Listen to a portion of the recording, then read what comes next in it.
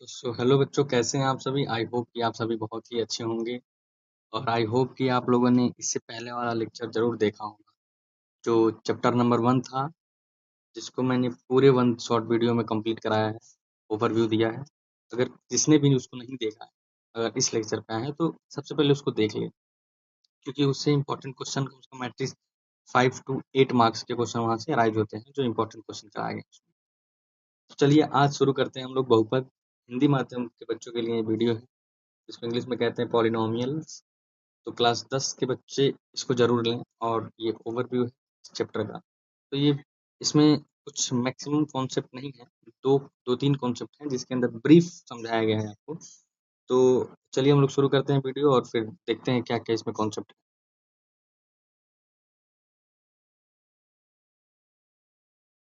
मैं बताना चाहूँगा कि मुख्य रूप से इसमें कॉन्सेप्ट दो हैं, जिसके अंदर काफ़ी डिटेलिंग की गई है। तो पहला कॉन्सेप्ट है आपका बहुपद की शून्यांकों का ज्यामितीय अर्थ। तो पहला सिंपल सा है कि बहुपद के शून्यांकों का ज्यामितीय अर्थ, मतलब कि बहुपद के शून्यांकों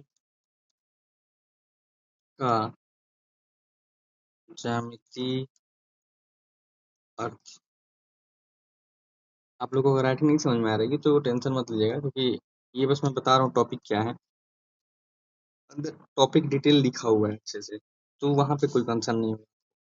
और सेकंड टॉपिक पढ़ेंगे हम लोग, किसी बहुपद के शून्यांकों और गुणांकों में संबंध। किसी बहुपद के शून्यांकों और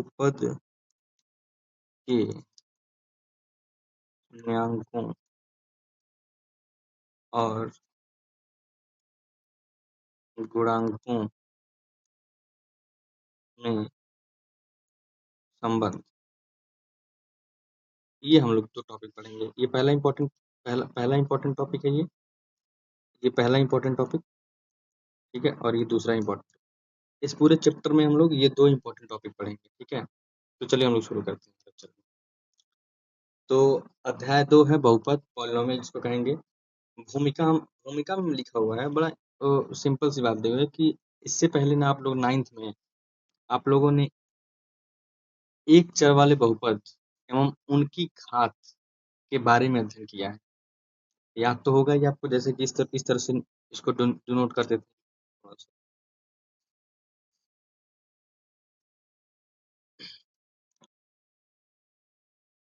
याद कीजिए कि चर x के बहुपद px में x की उच्चतम घात बहुपद की घात कहलाती थी, ठीक है।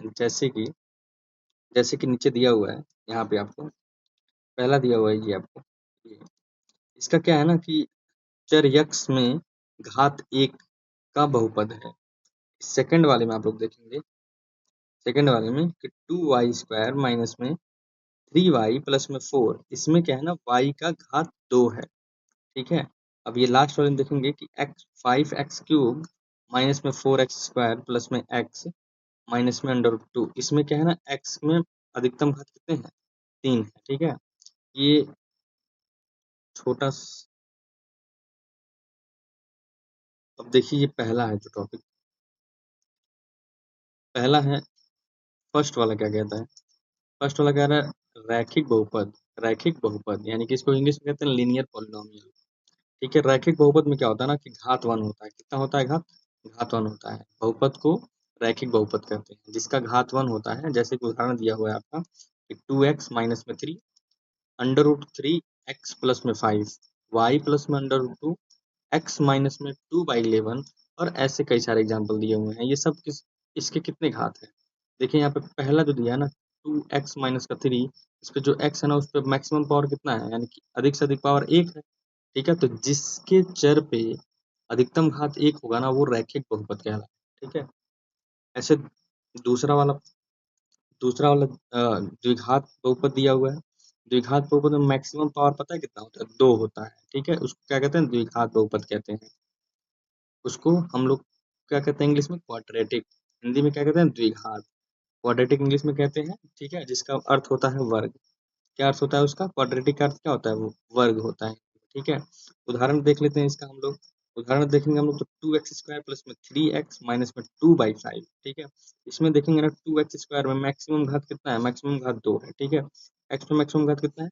2 है। ऐसे कई सारे एग्जाम्पल आपको लिखे हुए हैं सामने। ठीक है, अब देखिए तीसरा वाला क्या कह रहा है। तीसरा वाला कह रहा है कि त्रिघात बहुपद, इसको कहते हैं क्यूब पॉलिनोमियल, इंग्लिश में कहते हैं। यहाँ देखिए इसका मैक्सिमम घात कितना होता है? 3 होता है। इनके बहुपद को त्रिघात बहुपद कहते हैं, जिसमें घात 3, जैसे यहाँ के 2 माइनस एक्स क्यूब दिया हुआ है। एक्स पे कितने कितने पावर है? 3 है। ठीक है, यहाँ एक्स क्यूब दिया है, एक्स पे कितने पावर है? 3 है। यहाँ एक्स पे पावर 3 है, यहाँ भी देखेंगे एक्स पे मैक्सिमम पावर कितना है? यहाँ भी तो 2 है, लेकिन एक्स इसी बहुपद में एक्स पे मैक्सिमम पावर कितना है? 3 है। ठीक है, इस वाले बहुपद में एक्स पावर मैक्सिमम कितना है? वो 3 है। ठीक है, दिख रहा है आपको?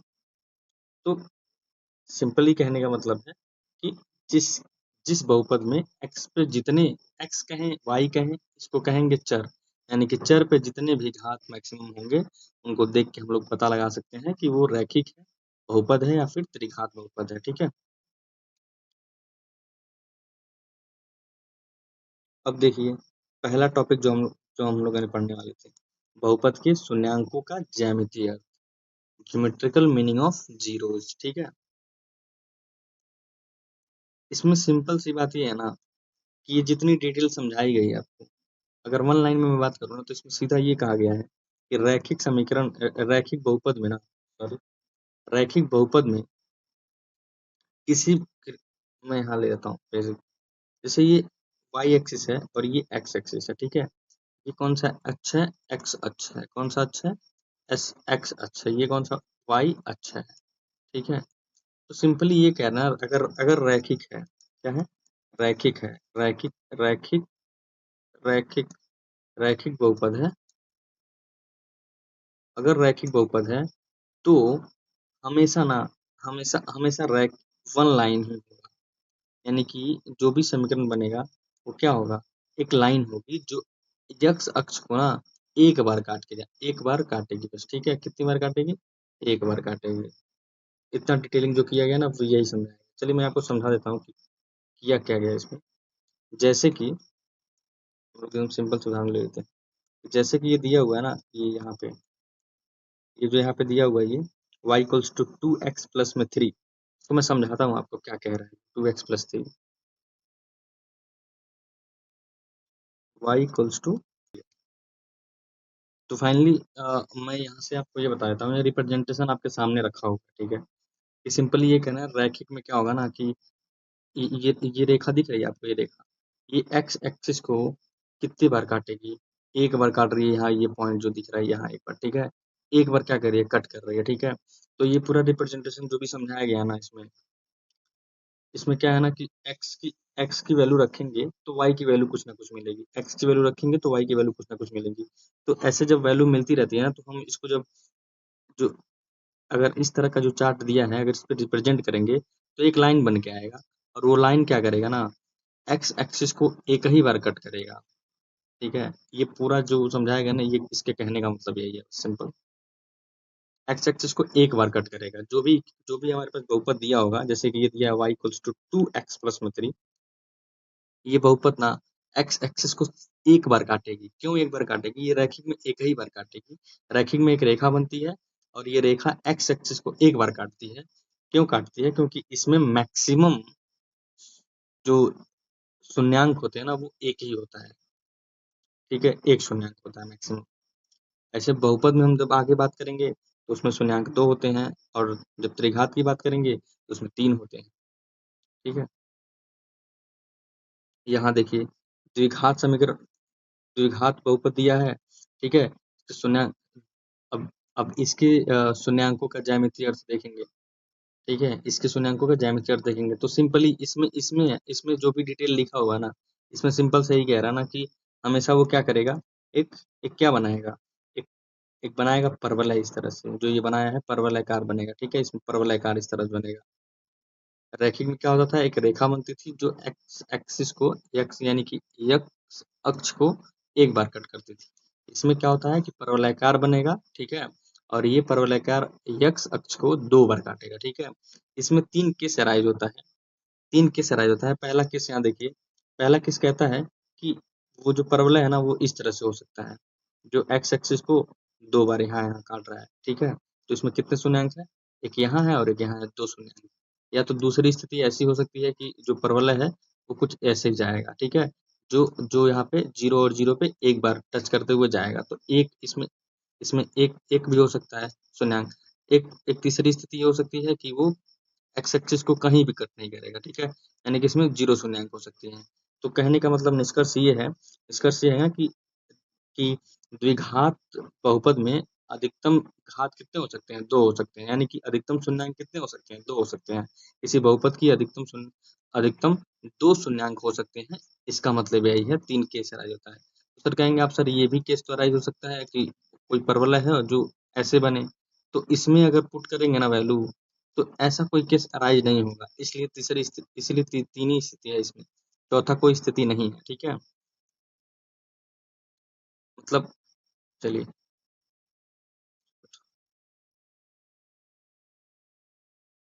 अब यहाँ देख लीजिए, ये जो रिप्रेजेंटेशन था आपका। अब हम लोग तीसरा आपके एनसीईआरटी में दिया हुआ है, त्रिघात बहुपद के ग्राफिक्स देखेंगे हम लोग। तो त्रिघात बहुपद का जब ग्राफिक्स देखेंगे ना, तो इसमें पता है कुछ इस तरह का शेप बनेगा, जो यहाँ यहाँ यहाँ दिखाएगा, इस तरह का शेप बनेगा। ये क्या करेगा ना, ये 3 बार कट करेगा।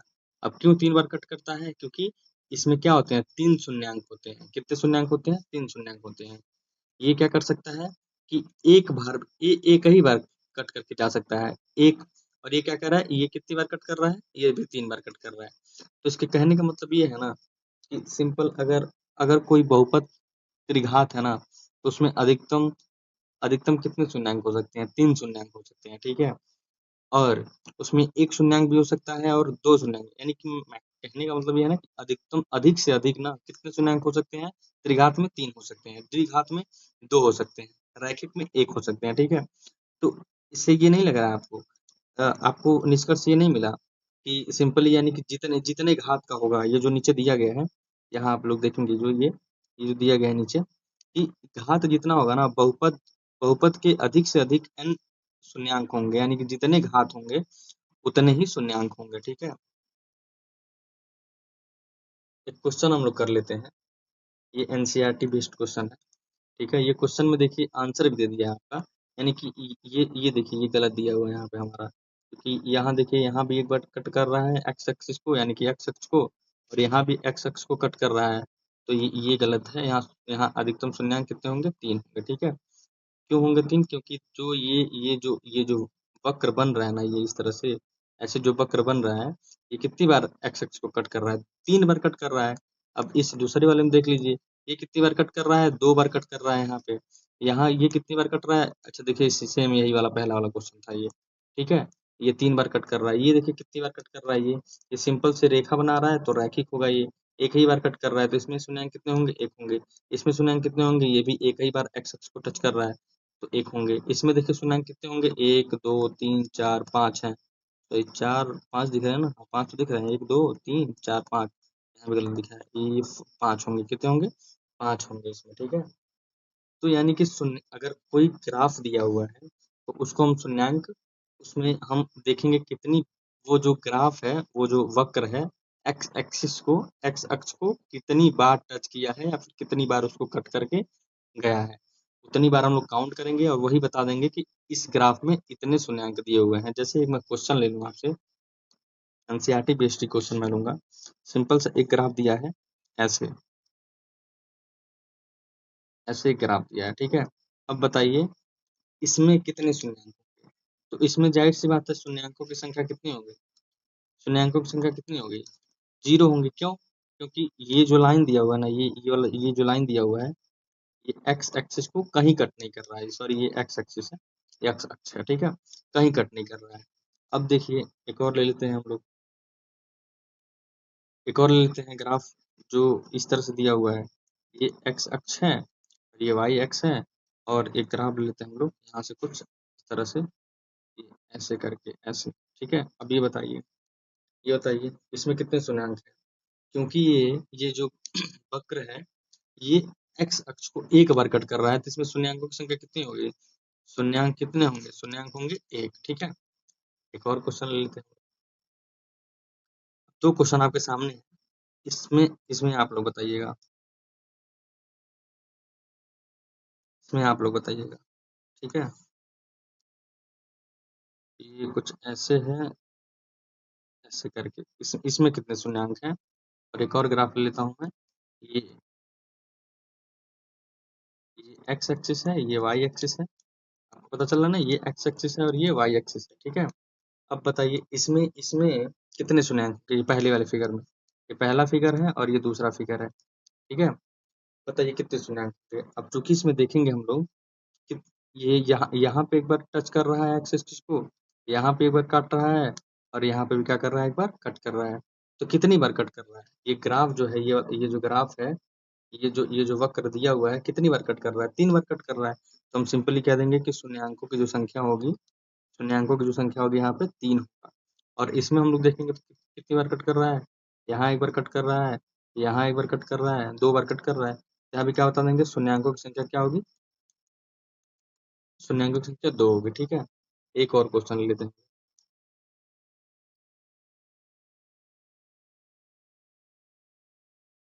ये पहला क्वेश्चन आपके लिए जस्ट लाइक इस तरह से दिया हुआ है, ऐसे गया है और ऐसे टच करते हुए ऐसे चला गया, ठीक है।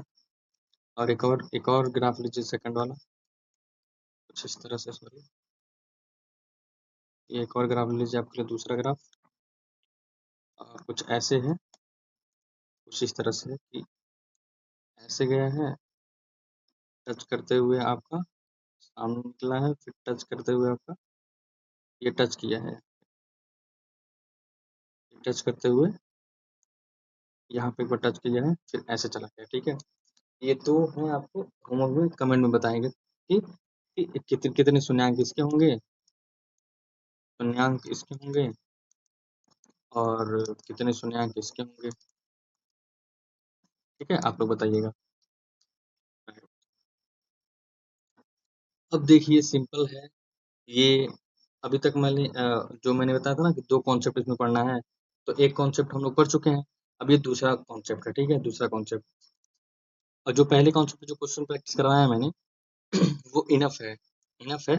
वो पहले कॉन्सेप्ट पे वही क्वेश्चन ही अगर एग्जाम में पूछेगा तो ग्राफ ऐसे देगा और पूछ लेगा कि कितने शून्यांक हैं इसमें। तो ग्राफ को ऐसे काउंट कर लीजिएगा कि जो वो कर्व है, वो एक्स एक्सिस को कितनी बार टच कर रहा है या फिर कट कर रहा है, ठीक है। जितनी बार टच करेगा या फिर कट करेगा उसको काउंट करेंगे, और हम बता देंगे कि उतने शून्यांक होते हैं उसमें। चलिए हम लोग दूसरे दूसरे इंपॉर्टेंट टॉपिक की बात करते हैं। कह रहा है किसी बहुपद के शून्यांकों और गुणांकों में संबंध। तो शून्यांकों और गुणांकों में संबंध, तो सबसे पहले तो हम लोग ये जान लें कि शून्यांक क्या होते हैं और गुणांक क्या होते हैं, ठीक है। शून्यांक क्या होते हैं और गुणांक क्या होते हैं, ये हम लोग जानेंगे। चलिए हम लोग इसी में हमको नीचे बताते हैं।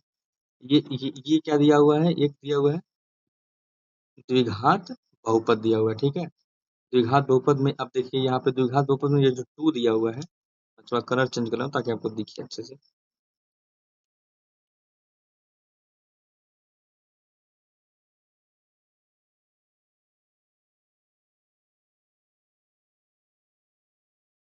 ये जो चलिए मैं किनारे लिख लेता हूँ इसको।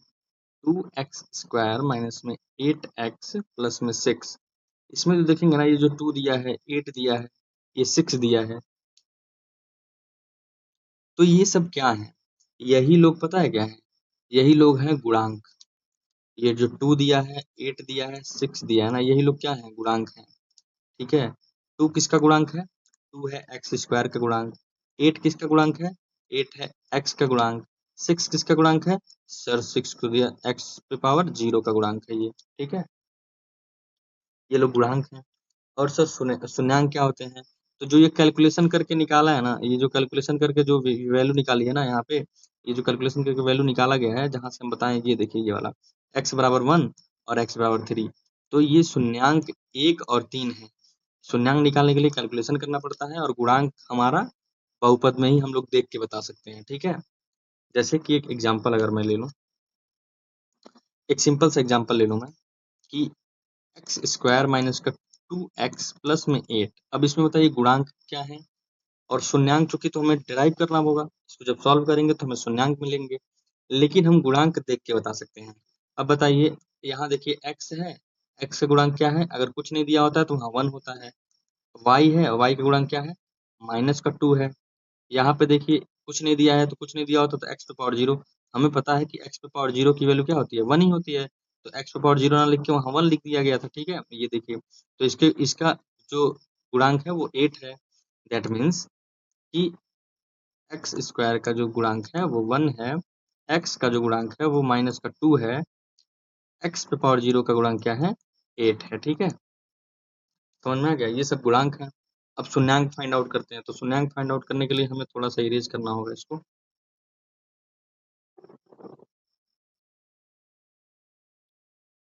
शून्यांक गुणांक में डिफरेंस समझ में आ रहा है ना आप लोगों को।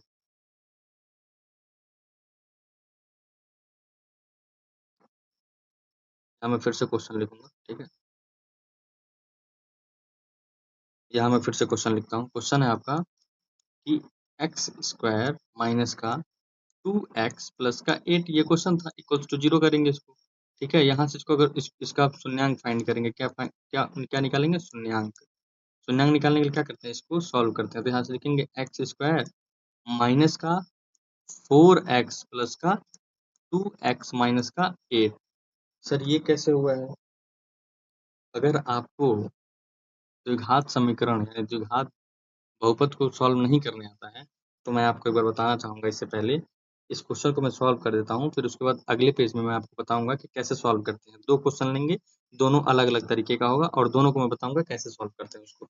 इसको सॉल्व जब करेंगे ना तो यहाँ पे आएगा, थोड़ा ध्यान रखिएगा आप लोग, एक्स स्क्वायर माइनस का 4x प्लस का 2x माइनस का 8, ये समझ में। यहाँ से देखिए, हम लोग x को कॉमन लेंगे अगर, तो यहाँ से x माइनस का 4 आ जाएगा, और यहाँ पे अगर 2 कॉमन लेते हैं तो x माइनस का 4 यहाँ पे भी आ जाएगा, ठीक है। ये सब इक्वल्स टू किसके चल रहा है, 0 के। ये अलग चीजें हैं, ठीक है, ये अलग है। यहाँ से देखेंगे अगर हम लोग, तो x प्लस 2 एक ब्रैकेट में और x माइनस 4 अदर ब्रैकेट में, ठीक है। यहाँ से कहेंगे हम लोग कि x प्लस 2 इक्वल्स टू 0 और x माइनस का 4 इक्वल्स टू 0। यहाँ से आएगा आपका x इक्वल्स टू माइनस का 2 और क्या आएगा, x इक्वल्स टू 4, ठीक है। यानी कि x का जो शून्यांक निकल गया है -2 एंड 4, ये क्या निकल के आया हमारा, ये हमारा क्या निकल गया है, शून्यांक। शून्यांक निकल गया, ठीक है। शून्यांक निकालने के लिए ऐसे निकलेगा, और गुणांक ये हम लोग क्या निकाले थे, ये गुणांक था, गुणांक था, ठीक है, ये गुणांक था। ये दोनों डिफरेंस समझ में आया, गुणांक क्या होता है, शून्यांक क्या होता है। तो चलिए, अगर जिसको भी नहीं आता होगा ना कि द्विघात बहुपद को सॉल्व कैसे करते हैं और शून्यांक कैसे निकालते हैं, तो मैं बताता हूँ आपको। 2 क्वेश्चन लेंगे और दोनों क्वेश्चन में तरीका अलग होगा। पहला तो यही, इसी क्वेश्चन को लेके मैं समझा देता हूँ, जो सेम पीछे जो सॉल्व किया है, कई सारे बच्चों को नहीं समझ में आया। तो देखिए क्या था, सिंपल था ना कि एक्स स्क्वायर माइनस का 2x माइनस का 8 इक्वल्स टू 0। अब देखिए ना कि जो एक्स स्क्वायर का जो गुणांक है, यानी कि जो सबसे ज्यादा, जो जिस हम चर को देखेंगे जिसपे सबसे मैक्सिमम घात होगा, तो यहाँ x वो चर है जिसपे मैक्सिमम अधिक से अधिक घात कितना है, 2 है, तो उसका हम लोग गुणांक देखेंगे। गुणांक समझ में आया ना, गुणांक कब से मैं बता रहा था, गुणांक क्या है इसका, 1 है। तो इस गुणांक का गुणा मल्टीप्लाई करेंगे किसके गुणांक से, x पे पावर 0 के गुणांक से मल्टीप्लाई कर देंगे, ठीक है। तो जब मल्टीप्लाई करेंगे तो आपको कितना मिलेगा, आप बताइए। ये हर हर क्वेश्चन में लगाते समय करेंगे, तो मल्टीप्लाई करेंगे तो कितना मिलेगा, ये 1 मिला है आपको और 8 मिला है। तो जब हम लोग सिंपली बता देते हैं कि यक्स यहाँ पे, चूंकि चूंकि ये यहाँ पे 2 घात है, तो ये क्या है, द्विघात बहुपद है। द्विघात बहुपद में हम लोग एक्स स्क्वायर के गुणांक को देखेंगे, जो ये 1 है, और एक्स पे पावर सबसे छोटे वाले गुणांक सबसे छोटे वाले एक्स पे पावर को सबसे छोटे वाले पावर पे जो जो एक्स का सबसे छोटा पावर है उसको, उसका गुणांक देखेंगे, तो यहाँ पे क्या है, माइनस का 8 है। तो इन दोनों को जब मल्टीप्लाई करेंगे ना तो माइनस का 8 आएगा। अब बताइए, माइनस का 8 है, ठीक है। अब कह रहा है कि जो बीच में बचा हुआ है, जो बीच में बचा हुआ है आपका ना, ये टू माइनस का 2x, तो माइनस का 2x को ऐसे दो फैक्टर्स में तोड़ेंगे, ठीक है, कि हम जब प्लस करें ना तो यही सेम मिल जाए, और जब गुणा करें ना तो ये मिल जाए। कौन कौन मिल जाए? ये वाला, ठीक है। यही चीजें हैं। अब चूंकि -80 यहाँ पे भी है, -8 यहाँ पे भी, क्योंकि 1 से मल्टीप्लाई हुआ है, तो ये हम कह सकते हैं, ठीक है। मतलब कि अगर हम कुछ भी रखें, जैसे कि पीछे वाले क्वेश्चन में हमने क्या रखा था, अभी दिखाते हैं आपको, चलिए सॉल्व करके दिखाते हैं आपको। देखिए इसको हम क्या लिख सकते हैं, एक्स स्क्वायर माइनस का 4x प्लस का 2x माइनस का 8 बराबर का 0। यहाँ देखिए, ये जो माइनस का 2x है ना, 2x है ना, इसको मैं तोड़ दिया हूँ इस तरह से। जब इन दोनों को मैं ऐड करूंगा ना, ऐड करूंगा, तो हमें क्या मिल जाएगा, यही सेम चीजें, यही वाली मिल जाएगी। और जब इन दोनों का मल्टीप्लाई करूंगा ना, इन दोनों का मल्टीप्लाई करूंगा ना, तो ये हमें मिल जाएगा। करके देख लीजिए आप लोग, ठीक है। इसके किसका मल्टीप्लाई और किसका ऐड करना है, ये मिल जाएगा, ठीक है। तो आगे हम लोग सॉल्व करते हैं। तो फाइनली अब यहाँ से देखिए, अब देखिए ये एक पद है, एक पद मान के चल रहे हैं, और इसको दूसरा पद मान के चलेंगे। तो इस पद में देखिए हम x कॉमन लेंगे अगर, तो यहाँ से अगर x कॉमन आएगा तो एक x बचेगा, माइनस लिखेंगे। यहाँ से एक ही x था, वो कॉमन ले चुके हैं, तो क्या बचा, केवल 4 बचा, ठीक है। फिर देखिए प्लस, प्लस ले लिए, प्लस का 2 अगर कॉमन लें, क्योंकि 2 यहाँ पे भी है और 2 यहाँ पे भी है, ठीक है। तो यहाँ पे केवल x बचेगा, यहाँ पे माइनस का 4 बचेगा, इक्वल्स टू 0 लिखेंगे। अब देखिए, अब इसको एक पद मान लीजिए, अब इसको एक पद मान लीजिए। अब इन दोनों में अगर कॉमन देखेंगे ना, तो ये वाला दोनों में देखिए कॉमन है, ये जो पार्ट है, ये जो पार्ट है ये कॉमन है, ठीक है। इसको कॉमन लेंगे तो x माइनस का 4 एक ब्रैकेट में आएगा, बचेगा क्या, x बच जाएगा, और प्लस का 2 बच जाएगा, 0 बचेगा। अब यहाँ से कहेंगे x माइनस का 4 या तो 0 होगा, या फिर कौन सा 0 होगा,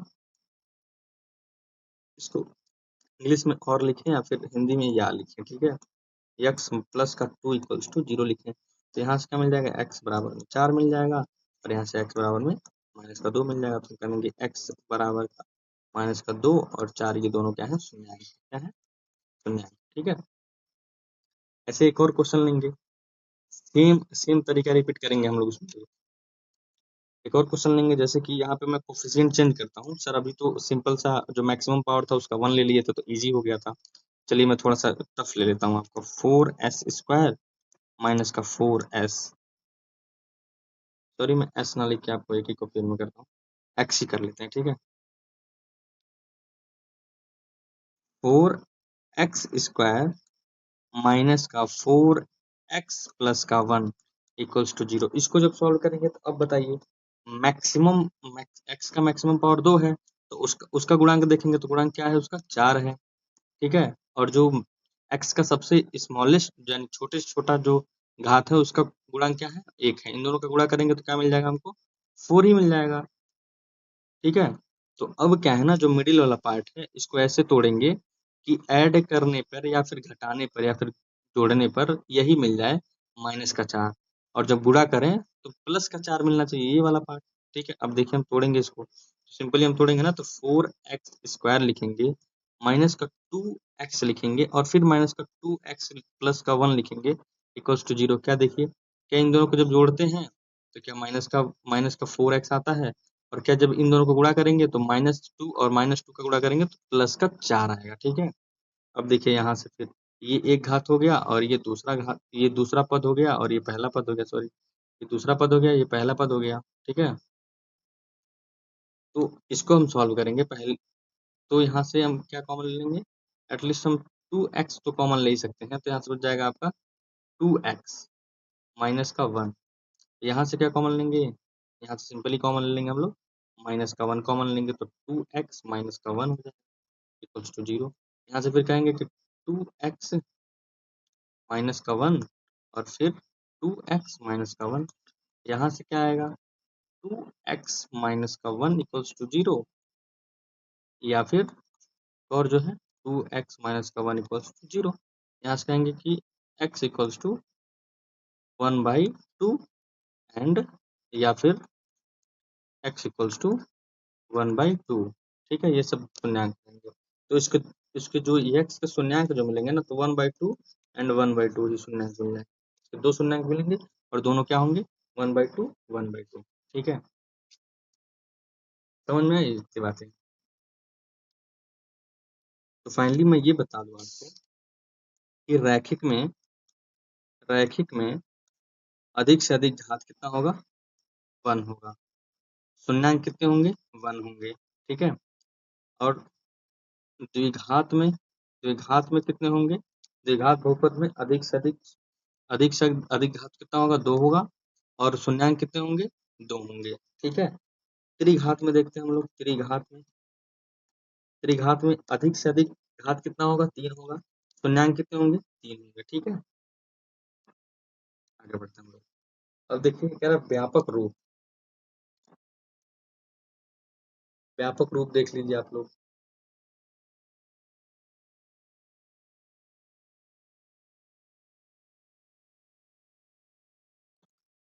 तो अभी तक तो हम लोगों ने क्या समझा है, शून्यांक और गुणांक, ये समझा है।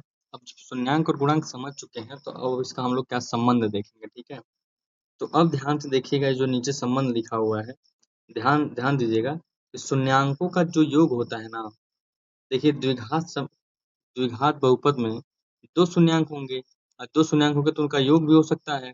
तो शून्यांकों का जो योग होगा ना, वो पता है किसके इक्वल होगा, वो इसके इक्वल होगा, माइनस के साथ एक्स का गुणांक बटा में एक्स स्क्वायर का गुणांक जो होगा ना। इन दोनों को जब ऐसे अरेंज करेंगे और जब शून्यांकों को जोड़ेंगे ना, तो वो दोनों इक्वल आएंगे। ठीक है, और शून्यांकों का जो गुणा होगा ना, गुणनफल जो होगा ना, वो इस तरह से होगा कि अचर पद को लेंगे और बटा एक्स स्क्वायर का गुणांक लेंगे। ये दोनों क्या होंगे, इक्वल होंगे। जैसे जैसे कि सेम क्वेश्चन को ही ले लीजिए, इसको ले लीजिए, सेम क्वेश्चन को ही ले लेंगे हम लोग। ठीक है, 2x² माइनस का 8x क्या था, 2x² माइनस का 8x क्या था, प्लस का 6, प्लस का प्लस का 6। ठीक है, यहाँ मैं लिख देता हूँ कि जो एक्स स्क्वायर का जो गुणांक है क्या है, जो गुणांक है वो क्या है, एक्स का जो गुणांक क्या है, तो गुणांक को मैं गु लिख रहा हूँ। ठीक है, वो क्या है, -8 है। जो एक्स पे पावर 0 का जो गुणांक है ना, गुणांक है वो क्या है, 6 है। ठीक है, अब देखिए जो मैं इसका शून्यांक जब निकाला गया है ना, शून्यांक,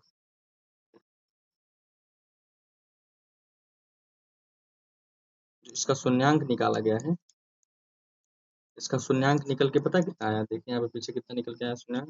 शून्यांक आया 1 and 3। ठीक है, शून्यांक निकल गया है आपका कितना, x इक्वल्स टू 1 और 3 निकल गया है। ठीक है, अब देखिए ये शून्यांक है और ये सामने गुणांक दिया है, इन दोनों में क्या संबंध है, तो संबंध हम कुछ इस तरह से करेंगे कि शून्यांकों का जो योग होगा ना, शून्यांकों का जो योग होगा। अब शून्यांकों का योग करेंगे तो ये देखिए शून्यांक ये है, इनका योग करिए, 1 + 3 इक्वल्स टू क्या आएगा, 4 आएगा। ये किसके इक्वल होगा पता है, ये किसके इक्वल बता रहा था, सिंपली माइनस के साथ एक्स का गुणांक लेंगे और बटा में एक्स स्क्वायर का गुणांक लेंगे। सिंपली कह रहा था कि माइनस के साथ एक्स का गुणांक लेंगे, एक्स का गुणांक गु। ठीक है, बटा में एक्स स्क्वायर का गुणांक गु हम लिख रहा हूँ। ठीक है, ये लेंगे। अब देखिए एक्स का गुणांक क्या था, -8, तो माइनस पहले से है, -8 लिखेंगे, डिवाइड बाई एक्स स्क्वायर का गुणांक कितना है, 2 है। अब देखिए इसको जब सॉल्व करेंगे ना, तो ये आ जाएगा तुम्हारा 8/2, इसको लिखेंगे 4। तो ये देखिए यहाँ पे क्या शून्यांक जो है, शून्यांकों का जो योग है, क्या है, योग जो है वो क्या गुणांकों को अगर इस तरह से अरेंज कर दिया गया है, एक्स का गुणांक बटा में एक्स स्क्वायर का गुणांक, इसको जब अरेंज किया गया है, क्या ये दोनों बराबर हैं, हाँ बराबर हैं। ऐसे इसी तरह से जब जब हम लोग इसी सेम चीज का जब शून्यांकों का गुणा जब करेंगे, शून्यांकों का गुणा जब करेंगे तो 1 × 3 बराबर में कितना आ गया, 3। ठीक है, तो यहाँ आ गया 3 आ गया, क्या आया है, 3 आया है। तो क्या ये इस तरह से अरेंज कर पाएंगे हम लोग इसको ऐसे कि अचर का पद बटा में, यहाँ देखिए, यहाँ पे आपके, यहाँ पे देखिए आपका अचर का पद बटा में एक्स स्क्वायर का गुणांक। तो अचर का पद क्या था, 6 था, यहाँ पे देखिए आप लोग 6 था, यहाँ पे देखिए, यहाँ पे 6 और एक्स स्क्वायर का गुणांक था 2। तो देखिए इन दोनों को जब ऐसे रखेंगे कि क्या क्या करेंगे कि अचर का अचर का गुणांक, अचर का गुणांक बटा में एक्स स्क्वायर का गुणांक। देखिए दोनों अचर का गुणांक क्या था, 6 था, एक्स का गुणांक था ये था, ठीक है, ये क्या 3 आया, तो ये देख रहे हैं ना, ये 3 आ गया, ये भी 3 आ गया, यहाँ पे भी ये दोनों बराबर है। तो सिंपली यही बात कह रहा था, सिंपली क्या बात कह रहा था कि जब हम संबंध देखेंगे, संबंध किसके किसके बीच, शून्य, पहले संबंध जब बात कर रहे थे, संबंध, संबंध किसका किसका संबंध, शून्यांकों, शून्यांकों और गुणांकों, इन दोनों का संबंध फाइंड कर रहे थे। तो फाइनली निकल के हमारा आया है, पहला पहला संबंध ये निकल के आया है कि जो शून्यांकों का योग होगा, शून्यांकों का योग जो होगा वो किसको इक्वल होगा, माइनस के साथ एक्स का गुणांक, एक्स का गुणांक बटा में एक्स स्क्वायर का गुणांक, ठीक है, ये होगा। और दूसरा संबंध क्या निकल के आया है कि जब शून्यांकों का गुणा जब करेंगे, गुणा जब करेंगे दोनों का आपस में, तो ये किसके इक्वल आएगा, अचर गुणांक बटा में एक्स स्क्वायर का गुणांक, ठीक है, ये निकल के आएगा, यही संबंध निकल के आया, ठीक है।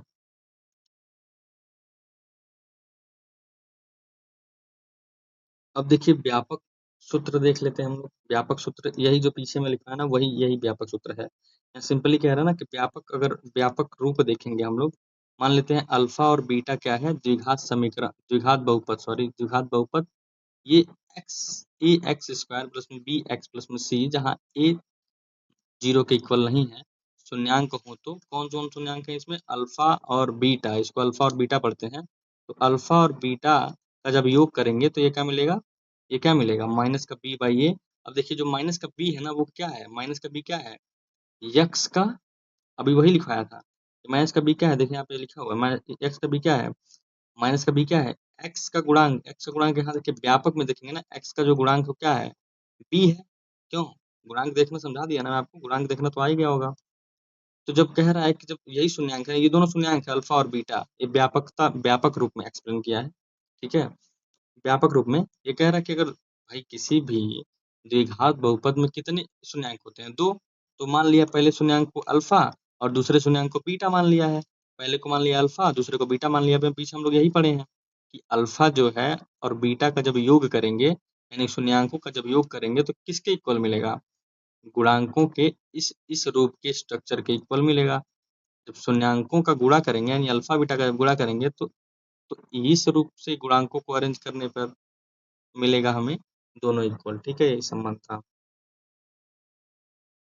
अब यहाँ देखिए प्रयोग कर लीजिए इसी चीज का, बस 2 उदाहरण समझा दिए आपको, ये लेक्चर प्रॉक्सी कंप्लीट हो जाएगा, ठीक है। अब देखिए इसी इसी का क्या करते हैं, उदाहरण देख लेते हैं हम लोग।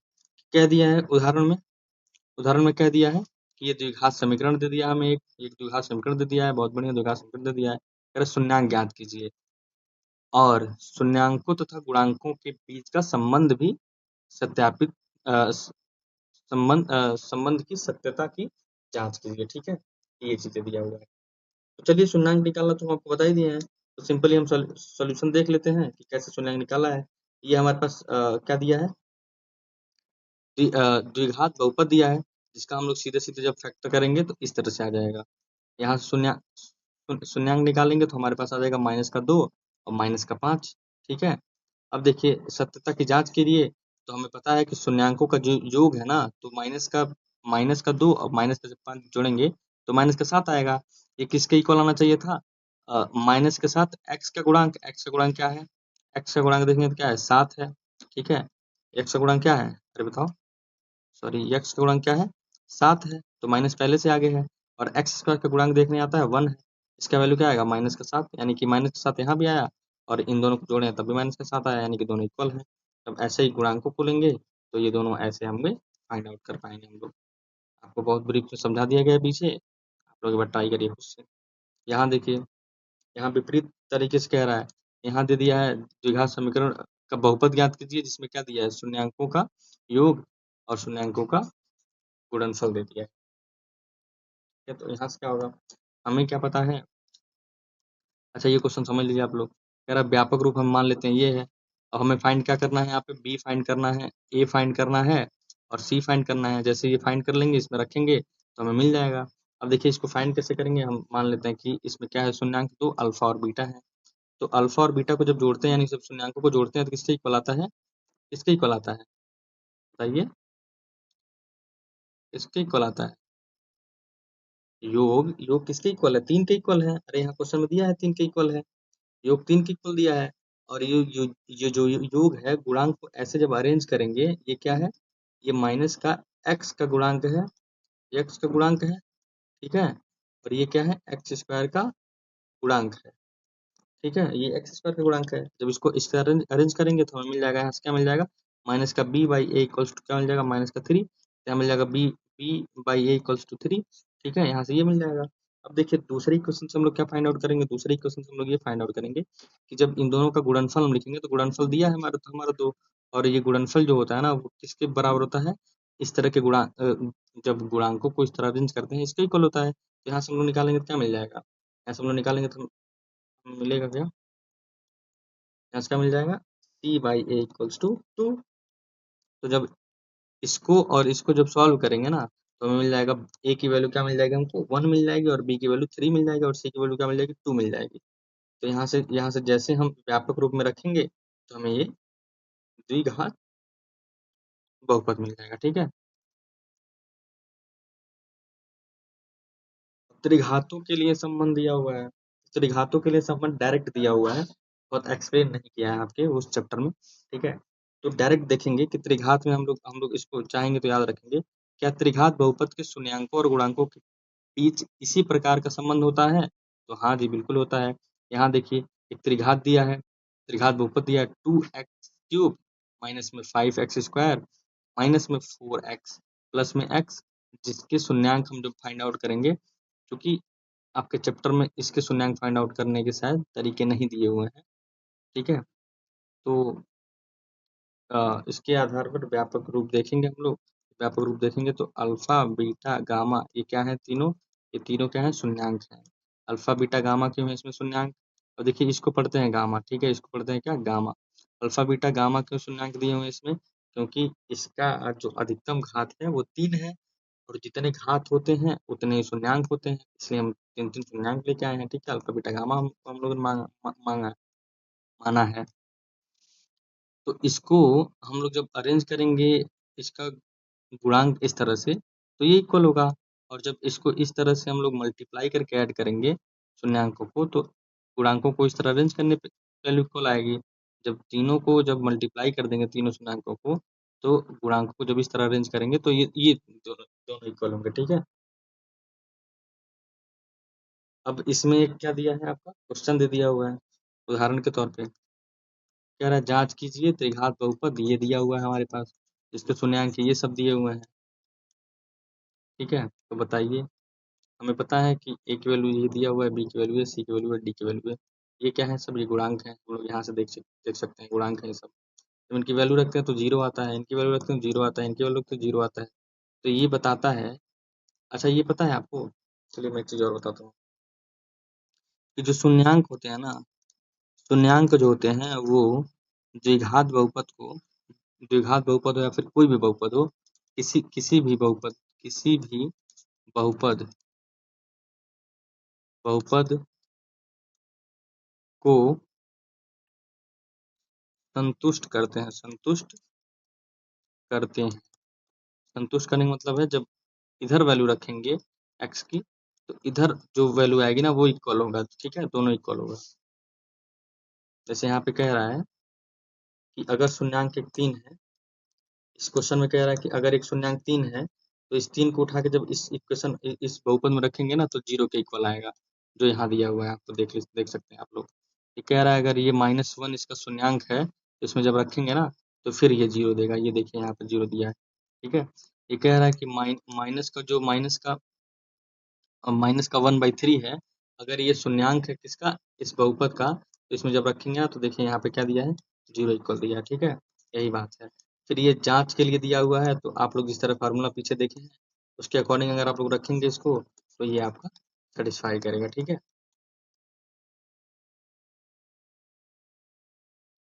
देखिए एक नज़र में देख लीजिए कि ये एक नज़र में देख लीजिए, ये रैखिक है, तो रैखिक का कुछ व्यापक रूप ऐसे होता है कि ax प्लस में b, ये सीधी रेखा होती है, इसमें अधिकतम शून्यांक 1 होता है, और इसके शून्यांकों का योग क्या होता है, माइनस का b/a होता है। दूसरा देख लीजिए कि द्विघात समीकरण जिसको कहते हैं क्वाड्रेटिक, इसका जो व्यापक समीकरण होता है वो ax स्क्वायर प्लस में bx प्लस में c, ये परवलयाकार होता है।